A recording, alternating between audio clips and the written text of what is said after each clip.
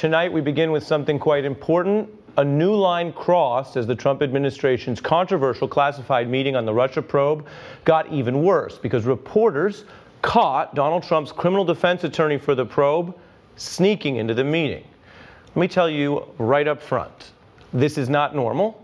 This is a breach, and tonight the White House is rushing out a spin that this breach was actually some kind of legitimate move and planned all along.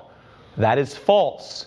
This inappropriate meddling into the probe is actually so incriminating the White House sought to hide it from ever being public. Let me show you exactly why we know that. Because of this evidence. It's simple evidence right here, an unusual press release that the DOJ released 10 p.m. last night. And it states, first, a second meeting was added with the Gang of Eight intelligence leaders.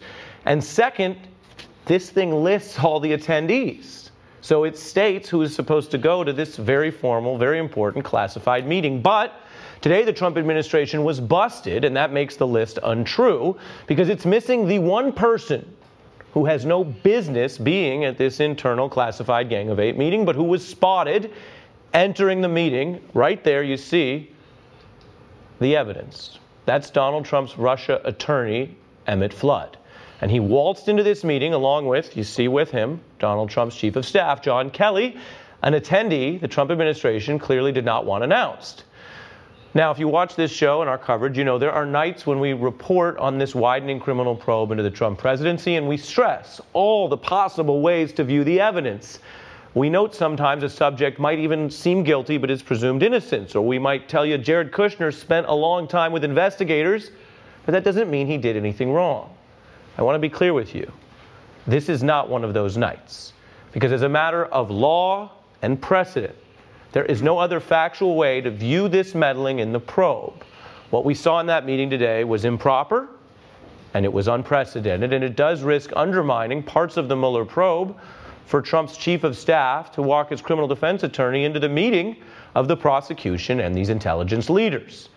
Now that's the facts, which I give to you. I will also report for you tonight on what's happening as people are seeing those photographs and seeing what really happened. The ranking member of the Intelligence Committee noting there has never been a Gang of Eight meeting, including a presidential defense attorney, and adding that Mr. Flood had, quote, no business showing up. Now, no other defendant in the country gets their attorney to secretly crash a law enforcement meeting about an open probe. El Chapo's lawyer does not get to bum rush classified DEA meetings. But that is what Trump did today at this controversial meeting, which, in context, was, of course, to discuss his conspiracy theory that the deep state is basically out to get him. This is Donald Trump melding his role as Donald Trump, the subject of a probe, and his other role, the more important one, Donald Trump, President of the United States. Now, as a legal matter, we don't know if Trump will ultimately face allegations of obstruction or collusion from Robert Mueller. But as a factual matter, we know today Donald Trump was exposed for melding his role as subject and president, much along the same lines that Richard Nixon infamously did. And when Nixon did it, when he blatantly and even obsessively tried to bend the Justice Department into his own personal defense team, it raised an obvious question for the nation. Was he doing it out of some kind of misplaced arrogance, regardless of the facts of the case? Or was he doing it because he was guilty? And because he knew he was guilty, so he knew that even blatant and guilty-looking obstruction was a better path to self-preservation than allowing authorities to gather the evidence of his guilt. I turn now to former Watergate Special Prosecutor Nick Ackerman, as well as Heather McGhee, President of the Public Policy Group Demos, and former federal prosecutor John Flannery, who served as a special counsel in 3 different congressional investigations. John, I put the question to you, how unusual is this, and does it track in any way with concerns about how Nixon comported himself towards the Justice Department? It makes Nixon look like a minor player as compared to what these guys are prepared to do. You have them, basically the Gang of Eight, or Nunes, the compromised individual who pretended to run an independent investigation, who seemed to be just the delivery boy for the White House. But we have rules against disclosing these things in an investigation. There's an exception number 7 in the FOIA rules that would have prevented this, should have prevented this. They should have never complied. They should have gone to court about it. It also strikes me as it's a pretty clear indication of corruption when they've allied themselves with the White House in this way to get evidence that nobody else, as you suggested in your opening, could get in any other investigation. It's an abuse of power. I think it exceeds even what happened in John Mitchell's Department of Justice when he was the Attorney General. So I just can't imagine how far we've gone and how little the resistance was. The people in the Justice Department should have said, take us to court. Absolutely. You're saying, and we're looking at these images again, and we'll put them back up on the screen, because these are the images that got them busted today. The man you're seeing there, Emmett Flood, is not the TV lawyer Rudy Giuliani. He is the actual day-to-day criminal defense attorney for the president. And he was not on the list tonight. This is very important. He was basically hidden from view. But because we do have still an open society and open press, he was caught by these photographs. And you're saying tonight, in your view, John, that this is part of what you view as meddling that is worse than Nixon? Yes, I do think so. And as I understand it from the reports, and you correct me if I'm wrong, the chief of staff for the president was also present. Yes. What is that about? I think that the combination, the role Nunes has played, and the way that they demanded to see this, and they made this sound political and partisan, when in fact, I believe it's interference with an investigation, with only one possible reason. They seek to discredit every element of this investigation in the final hours before the charges are filed, in a report, in an indictment, in an unindicted co-conspirator charge, however it comes out, so that they have created doubt about the credibility of the major players in this investigation. That is an outrage. That's a shame and a disgrace. I think it's unethical. I think it may be criminal. Nick Ackerman. This is exactly what happened in Watergate. John Dean, who was the White House counsel, actually, with the approval of the then director, L. Patrick Gray, the director of the FBI, sat in on 14 interviews of White House individuals, employees. He also received from the FBI 302 reports, which were interview reports of individuals that the FBI had interviewed in the Watergate investigation. So what I have to ask you, and viewers will be forgiven for feeling like this is an M.C. Escher painting of obstruction that keeps collapsing in and of itself, but if what you and John are saying is legally true, then does what happened today also have to go into something that Mueller investigates? It's all part of a pattern that's been going on, a pattern of obstruction, an effort to try and impede the investigation, an effort to try and provide information to Donald Trump and others in the White House so they can tailor their stories to whatever it is the evidence is that's out there. That's why this is an obstruction of justice. What they're trying to do is learn what the government knows so that they can then come up with a story that they can put together before anyone's called into a grand jury, where they have to answer questions without being able to confer with each other to know what the government's evidence is. That is clearly obstruction of justice. Heather, this is what Congressman Schiff is saying about this now, that the Russia defense lawyer, Mr. Flood's involvement in any capacity was, quote, entirely improper and only underscores what Rudy Giuliani said. The president's legal team expects to use this information to glean improperly from the Justice Department or the allies in Congress their legal advantage. This is why we have felt for so long that we cannot trust the House committee and leadership to do what they should be doing, which is operating as a separate and independent branch of government, investigating and understanding what is going on with the vital national security interests of this country. You know, I remember sitting at a desk like this when it was breaking news that Devin Nunes had gone back to the White House to share information. We know that this is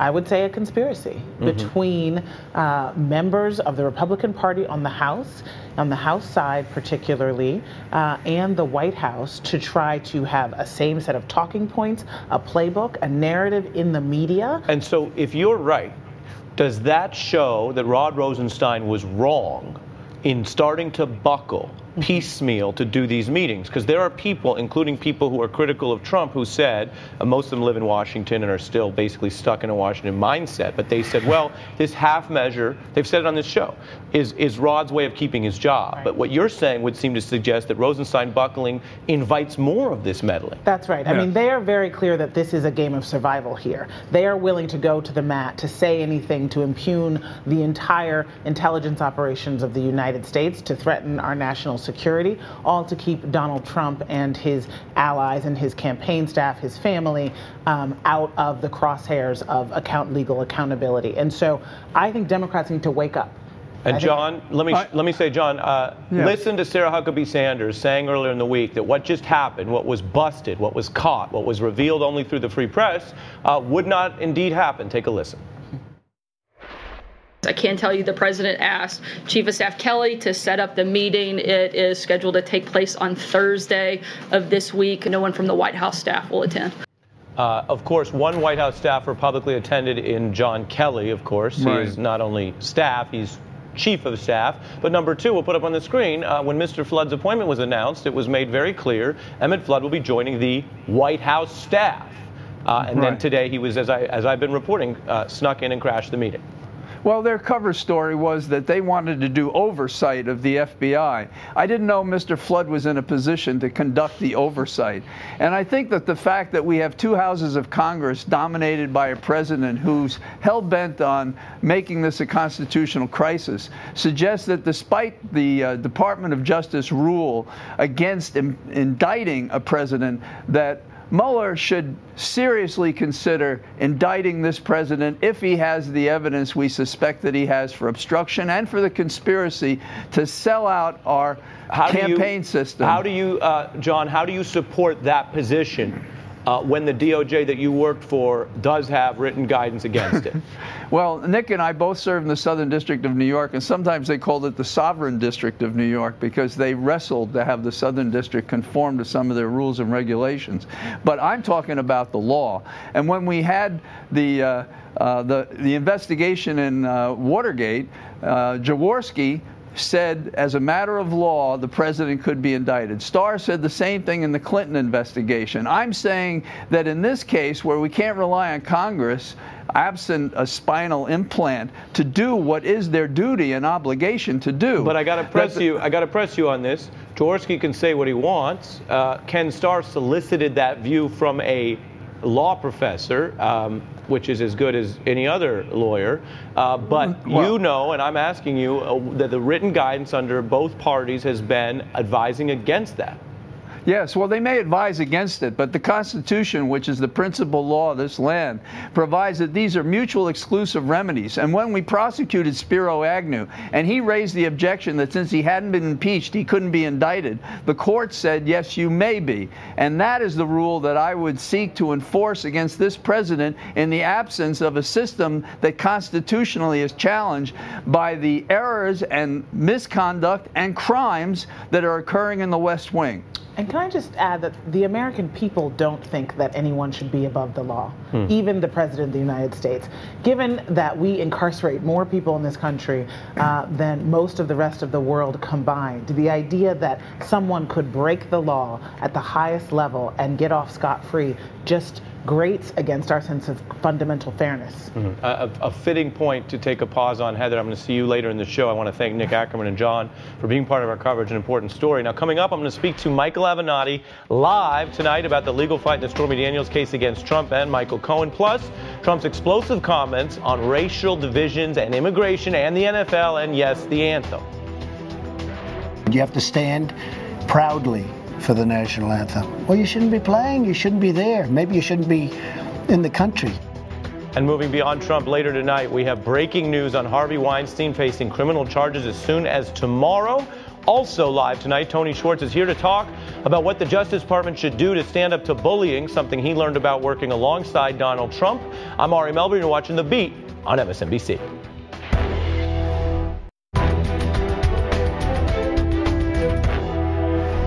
Today, Stormy Daniels' lawyer is asking a judge to continue their case against Trump and his lawyer, Michael Cohen, which had been delayed given Cohen's bigger legal headaches beyond, of course, this civil case. Now, Daniels' lawyer, Michael Avenatti, is about to join me live. Cohen facing reports that he could actually be charged with another crime relating to foreign lobbying, which Trump's top diplomat also addressed today. It's not how business is done. I've not seen that be the way business is done, certainly with me, but I haven't seen it in this administration either. I think there's an investigation related to it. I'm going to try not to talk about it. But yes, I would tell the world that this is not how one engages with America. Not how one engages with America. I'm joined now by Stormy Daniels' lawyer, Michael Avenatti. Thanks for making time. What do you think, A, of the Trump administration appearing to distance itself from what is alleged against Cohen, and B, what were you getting at in your new filing? Well, Ari, I think that the Trump administration is coming to the conclusion that Michael Cohen is indeed in a lot of trouble. And, you know, with each passing day or every other day, Ari, it just gets worse and worse for this guy. There's little question that he's going to be indicted. He's going to face some very serious charges. You had his business associate plea out a few days ago, or pled out. Now you hear the comments that your viewers just heard. I mean, this is getting more and more difficult for Michael Cohen. He ought to be doing everything in his power to get into the U.S. Attorney's Office in the Southern District of New York with his attorneys, and should cut a deal sooner rather than later, because I think this is going to get far more complicated for him as time goes on. In fact, not only do I think that, I know that. You say you know that, and of course some of your statements and information has proven prescient. When you look at Michael Cohen, though, as an individual with these headaches, why isn't it more fair to give him extra time to deal with them rather than fast-tracking your case? I mean, just from a general view of fairness. Well, lawsuits aren't fair, Ari, frankly, and they're just not. And this lawsuit and many others I've been involved in, it's likely not going to be fair either. You know, fair is one of those four-letter words. But let me say this, we're seeking to lift the stay in our case. We think that Mr. Giuliani and Mr. Trump shot themselves in the foot, if you will, by making these very public statements about their ability to defend themselves, and making statements and admissions about what Mr. Trump knew and when he knew it, and about the $130,000 and the way that it was handled. I think those statements are going to come back and bite them in a very big way. I don't think this case is going to be put on hold for months or years on end. And ultimately, Ari, I think that the statements are going to prove to be fodder for us being able to depose the president in the coming months and placing him under oath. You think you're more likely to get the president under oath now than you were before all of the Cohen problems? There's no question in my mind about that, Ari, especially in light of Mr. Giuliani's statements, which are very, very helpful, and I hope he continues to go on Fox as many times as he possibly can, and he should provide as many facts and statements as he'd like to, because we're counting them and we're very appreciative of his efforts. Were you struck that Mr. Giuliani says he hasn't talked to his client in weeks? I don't believe that. I don't believe much of. I don't believe much of what Mr. Giuliani says. I don't know if he's lying, Ari, or maybe he's just dazed and confused, which he appears to be on a fairly regular basis. I mean, this whole thing doesn't make any sense to me. I don't understand why he was hired to begin with. I don't understand why he hasn't been fired at this point in light of the appearances that he's made and the statements that he's made. But look, if Mr. Trump wants to continue to employ this guy to go out and represent him on television and make very damaging legal statements, God bless him. Well, it's interesting you mentioned Dazed and Confused, because, of course, that plot of that movie involves whether you want to sign something and be accurate about it, and they don't want to sign it on the center of the football field, as I recall. And David Dennison, in the visage of Donald Trump, didn't want to sign the NDA that you're litigating. So a very apt reference you make. I want to also ask you, because you've put Michael Cohen's legal career under scrutiny, I want to ask you about your law firm. You're familiar with these reports. Los Angeles Times says law firm of Stormy Daniels' attorney hit with $10 million judgment. Are there problems in payments or the financial history of your law firm that are relevant to all this? No, Ari, this is a complete sideshow, and it's absolutely irrelevant. It's not even the same firm that is representing my client in the case. It's absurd. It's a bunch of nonsense, Ari. And, you know, I'm confident that the American people are going to see through this smokescreen that's being created. There's additional personal attacks coming against me and my client. I'm aware of those. They're doing everything in their power, Ari, to distract away from the case and the facts and the circumstances surrounding this NDA, the $130,000 payment, what the president knew, and his subsequent lies about it. But when you say they, and you do have political detractors, we've covered that. But one of the individuals I'll put on the screen is a former legal business associate of yours with the allegations that millions of dollars went unpaid, that there was a settlement agreement, and then you have this allegation that you've basically failed to pay part of your settlement. I mean, is that individual an ally of Donald Trump, or is that a person that you have some law firm related business history with? All right, certainly I have some history with that individual. I'm not going to malign him on your show publicly. There's a lot of things I could say, and I could go on the attack and talk about claims for fraud and the like that we've had against him. I don't want to do that because it's irrelevant. I mean, why aren't we talking about the personal business and financial history of all the other attorneys in the case? And I'll tell you why. Well, I'll give you a chance to respond, Mr. Avenatti, as you know, Michael, but we do cover that. We've covered Michael Cohen's legal and business history. He started as a lawyer for Trump, but the attention and the scrutiny raised other issues. And so obviously I want to give you a chance to also address these, but it's relevant as these lawyers are fighting it out. Well, all right, but here's a big difference. Michael Cohen's a party. I'm not a party. I'm an attorney. I represent a party. And you know as well as I do that if this was a trial, evidence relating to Michael Cohen would come into evidence. Mm-hmm. No evidence comes in about the attorneys and their business dealings or what law firms they've had or anything of that nature. It's a complete sideshow, and it's meant to discredit my work on behalf of my client. It's absolutely irrelevant. They want to talk about the parties in the case. They want to talk about the legal facts or issues in the case. That's one thing. But I think it's a bad day and a sad day when you start attacking attorneys who are representing parties in cases. I mean, we're not making or lodging any attacks about Mr. Harder or Mr. Ryan or others that are involved in this case. Mm-hmm. I mean, we need the focus to be on the parties in the case and the facts and the circumstances in the case. And I'm almost out of time. I did want to get you one more item. I'm trying to get a lot of news covered here. Rudy Giuliani now being reportedly talking about the discussions of a Mueller interview as soon as January. Final question to you, sir. When you talk about pursuing Trump under oath today in a deposition, do you think you are more likely to get him first or Mueller? I think there's no question that I'm more likely to get him first. Ari, I don't think he's ever going to sit for a sworn statement or sworn testimony before Mr. Mueller. Michael Avenatti, always appreciate you making the time and taking the questions. Thank you, sir. Up ahead on The Beat, from bullying to business to the bully pulpit, Trump's Art of the Deal co-authors seen it all firsthand. Tony Schwartz here on that history and why Rod Rosenstein should stand up to Trump. I'm looking forward to that discussion. But first, Donald Trump now saying maybe NFL players should be deported. We'll be back in 60 seconds. The NFL catching heat for kneeling to Donald Trump with its new policy fining players for kneeling during the national anthem. Donald Trump going even farther than fines today, suggesting maybe the response to exercising your free speech rights is deportation.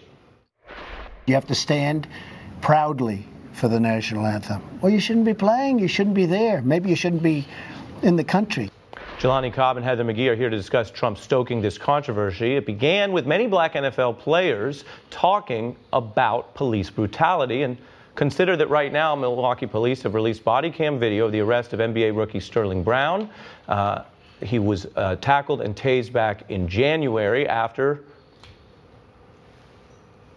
Okay, I'm going to go out to you guys. Tell me what you think about this issue. So this latest move by the NFL is, as you actually really, I think, well said, they are kneeling and capitulating to a politician whom many of the owners personally supported. They are really violating, I think, the spirit of the Constitution. They are, in many ways, saying to the American people, this is a place that this sport likes to wrap itself in the flag. This sport likes to lionize military service and what our country stands for. And yet we are saying that these mostly African-American players do not love our country just because they want to make it better. And I think this is going to come back to really hurt the NFL. Frankly, I think this is at a time for the league when they need all the fans that they can get. And when this is a separate issue, but the issue of concussions and how players are treated and how the league, protects them in the long run is something that's very, very important. And the fact they did not consult with the union before releasing this new rule, I think this is going to come back to bite them. And I mentioned Sterling Brown, and we do have that video, so I want to play some of that. It's gotten a lot of attention since coming out, and this is the context for all this. Overwhelmingly African-American players, although not only, raising these issues because of videos like this. Take a look. I told you to back up because you're going to try and get in the car. I'll do what I want, all right? No, I own this right here. You don't own me, though. Taser, taser, taser!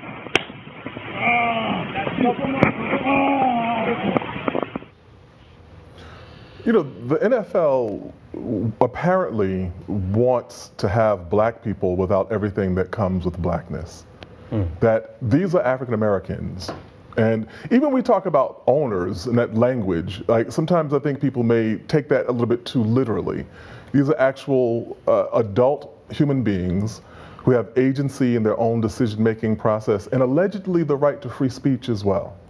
And so when you see something like this is something that a league that is more than 60% African American, go down the line and ask all of these young men how much experience they have with circumstances like this and law enforcement.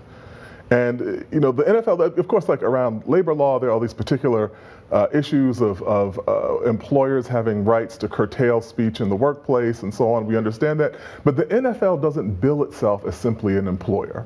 It bills itself as a kind of essential cultural institution of America and Americanism. And so this is why Trump's statement about them being SOBs has so much a broader implication and obviously kind of racial implications to it.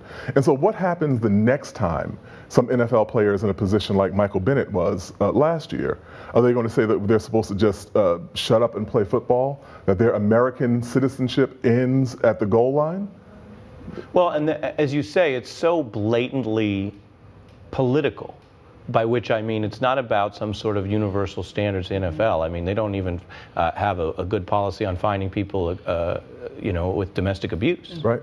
LeBron James has been pulled into the Trump debate, and Trump's good at obviously getting debates going, but let's take a look at what he famously said.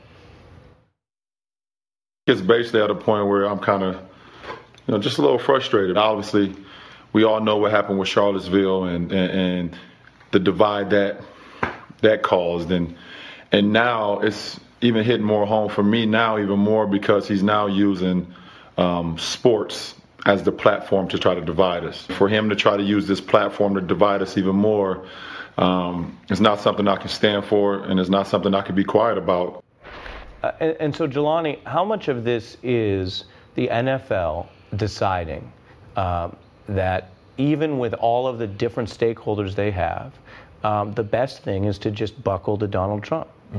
I think that's exactly what it is. And when you saw, even let's look at Donald Trump's history with the NFL, with him being deemed as a person who wasn't of the caliber they wanted as a team owner.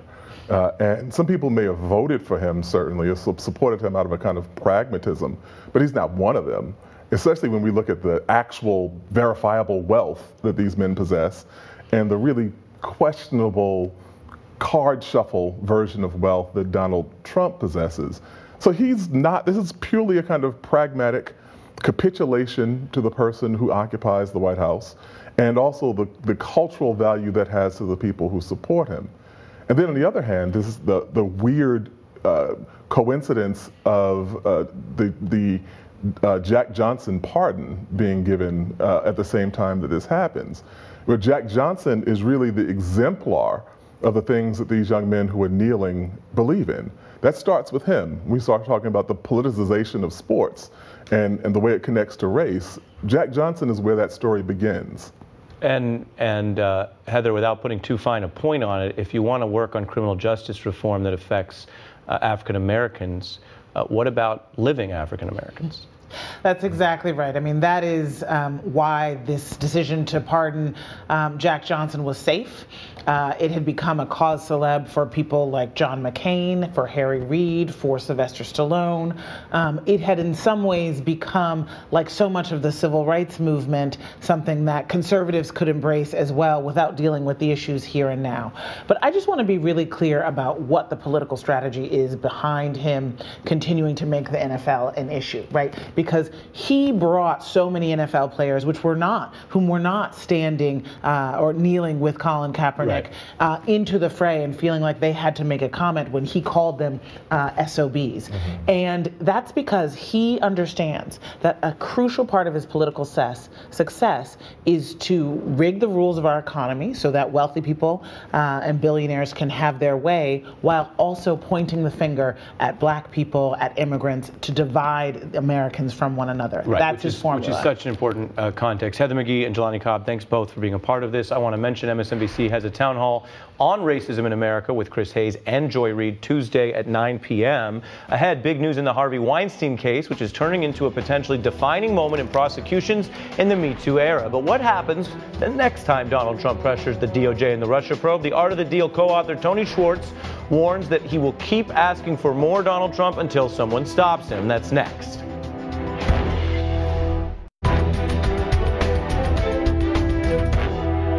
Donald Trump lashing out at the Russia probe and larger questions of how leaders buckle to his fury. My next guest, Tony Schwartz, co-author of The Art of the Deal and a friend of the Beat, says Trump's rage does make people try to appease him. Take Rod Rosenstein, famously buckling to Trump's demand to find some way to probe allegations that the informant involved in investigating his campaign was somehow inappropriate. But history actually shows the acquiescence strategy does not work. Paul Ryan planning to step down and leave Congress at the end of the term, despite treating Trump with kid gloves. Was the president vindicated? I'll defer to the White House on all those questions. That pertains to them, not this branch. I've decided I'm not going to comment on the tweets of the day or the hour. There are other ways of responding to Trump bullying, though. Take back in the 90s, Trump attacking an elderly widow who refused to sell her house when he wanted to build a casino there. She stood her ground. Heart? He doesn't have no heart, that man. The only thing he has is what he's worried about himself. And she won, keeping her house. Trump's casino obviously ultimately closed its doors as well. Or those Trump University students who sued Trump, accusing him of a scam. Now, Trump went after some of them by name after they stood up to him. Donald, you have all the money in the world. Why did you pick on a little guy like me? Bob Gallo, and here's his report card on the school. And he talks about excellent. What grades you get? Quality of presentation, quality of everything. Excellent, excellent, excellent, excellent. Why would anybody settle a case when we have reports like this? Trump clearly willing to attack those students with his bully pulpit, but they didn't back down, and as we know, they ultimately won. I'm joined now by Tony Schwartz. He's also the CEO of the Energy Project and the best-selling author of The Way We Were Working Isn't Working. Thanks for being here. The appropriate title for the moment. For the moment. People seem to think the way to deal with him is to give him something so he'll leave you alone. Why is that wrong? Because he doesn't operate logically or rationally, and that is a logical or rational response. He operates from emotion, he operates from the gut. You could tell today in the note that he wrote to Kim Jong-un that he clearly dictated himself, that he was operating from impulse and from emotion, and there was no logic or rationality in it. And when you try to respond to him in that way, you're out of luck. And one other thing, that using the word capitulation from the last segment, when you capitulate to Trump, what you're doing is you're making his blood run thick. He loves when you capitulate. And it whets his appetite. He's a bully. And the right way to go to the bully is to stand up to that bully, because bullies always, since they have an underlying weakness, will always fold in the face of somebody strong. So category 2 is Mitt Romney. Stand up at first, and that excited people during the campaign, but then capitulate. You have Mitt Romney's humiliating Trump reversal. That was how the New Yorker put it. Well, across the board, what you've seen is that the reaction to Trump has been to capitulate, because Trump's advantage is he's unencumbered by a conscience and he's unencumbered by values. And that's an enormous advantage when you're willing to make the end justify the means, always. So he's willing to do anything, as we know, including lie repeatedly. If you're up against that, it's very disarming, literally. And so it's very hard for people because they're scared of his emotion. They're frightened by his emotion. They don't necessarily, I think people don't necessarily recognize that he is throwing them off their game, but he's pushing them into their own emotion as opposed to the capacity to think more reflectively. And as a result, they're not coming forward with their best. Well, and this is where the emotional piece, which you've written about and we've been talking to you about on this show, clearly overrides the other skills. Rod Rosenstein is known as having legal acumen and other types of skills. And he was, as I mentioned earlier in the show, praised by some for the half measure of this meeting today. Well, this has blown up in his face. It is embarrassing and possibly legally problematic for Rod Rosenstein that he got bullied into creating a forum today where the president's criminal defense attorney crashed the meeting, because that raises the question of who's in charge of these meetings. And Donald Trump, in your view here, has rattled Rosenstein.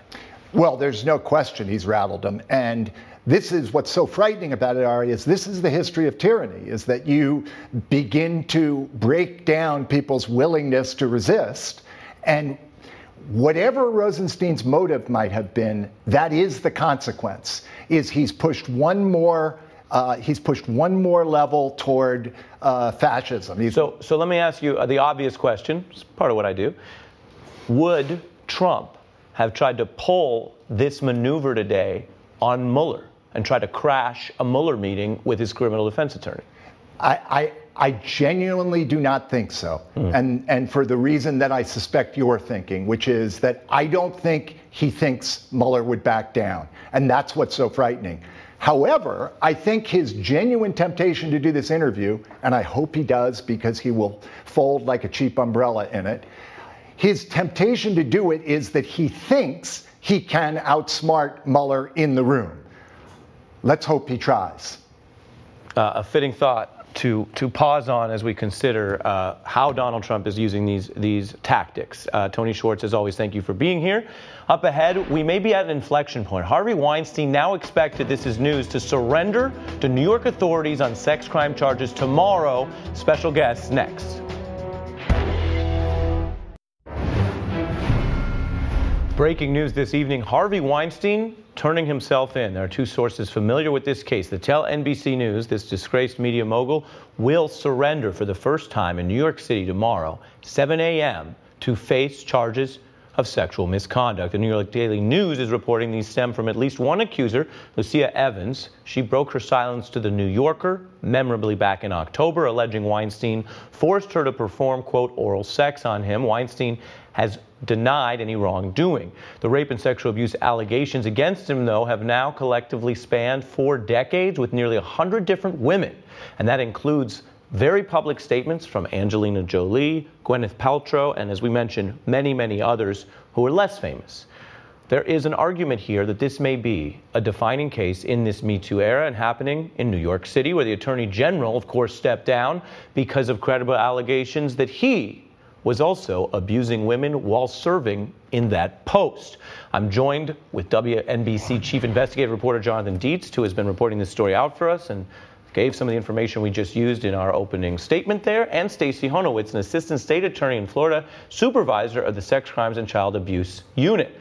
Thank you both. Jonathan, I would usually go to you because, as I mentioned, we've been indebted to your reporting. But Stacey, as someone who prosecutes these kind of cases, why traditionally have they been harder to bring, and what does it mean that this is happening tomorrow? Well, everybody knows that rape cases are very difficult, especially when they're one-on-one or a he said, she said case. But this case is landmark, and that's because we know that these allegations were brought a long time ago. And I'm sure when this victim met with the district attorney, the facts were gone over, and maybe because it was a he said, she said with not enough evidence to take it into court, they held off.